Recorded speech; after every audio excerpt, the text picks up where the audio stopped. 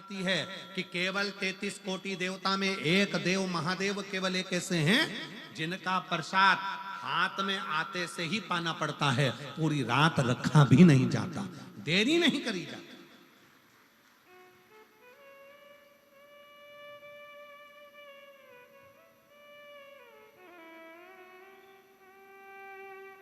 शिव के प्रसाद को केवल ये आप लोग आते हो बेलपत्र लेते हो, ये 7 दिन की बेलपत्र में जो हम लोग यहाँ बेलपत्र व्यासपीठ पर, क्या है बेलपत्र का महत्व?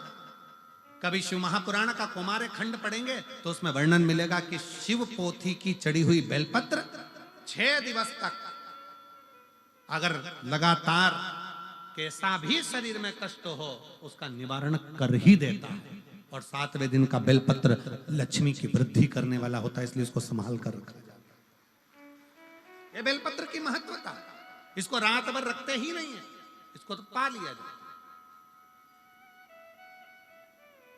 उसको अपने जीवन में उतारा जाए। बेलपत्र की महत्वता कुछ जान गया आए कल जिसके घर में शंकर का शिवलिंग नहीं है, समझ लेना कि वो पूजन शिव स्वीकार नहीं करता।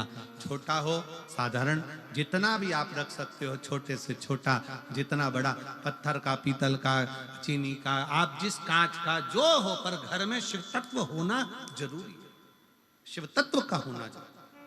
वो शिव तत्व हमें सुख प्रदान करता है, वो शिव तत्व हमको आनंद प्रदान करता है। और क्यों ना दे, कई लोग कहते हैं भगवान शंकर के शिवलिंग में शीश कहां पर, उनका मुख कहां पर? शिव महापुराण की कथा कहती है कि कभी भी शंकर के शिवलिंग के पास में जाओ, आपका जहां मन कर जाए वहां बैठकर शंकर को जल समर्पित करो, जहां मन कर जाए।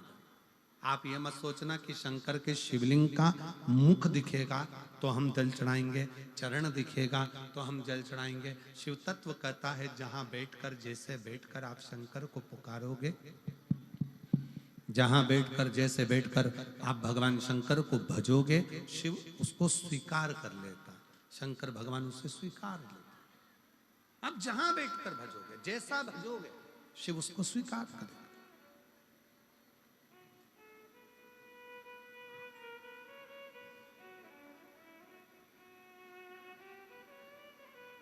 हम पूछे सिरसा वालों, आप लोग एक बात बताइए कि कोई भी रचना हो बिना शिव के रची ही नहीं जा सकती। जिस यज्ञ में शंकर भगवान का नाम नहीं, वो यज्ञ सफल नहीं होता।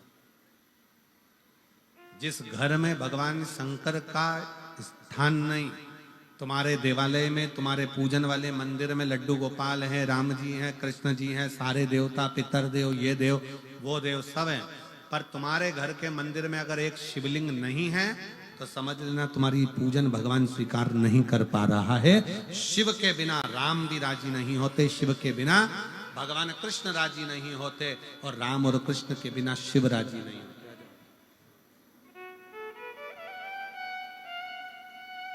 शंकर भगवान इसलिए अपने असली स्वरूप में नहीं आते, शिव भगवान अपने असली स्वरूप में नहीं पहुंचते। शंकर भगवान कोई ऐसी क्रम उत्पन्न कर देते हैं जिससे जीव का कल्याण हो जाए।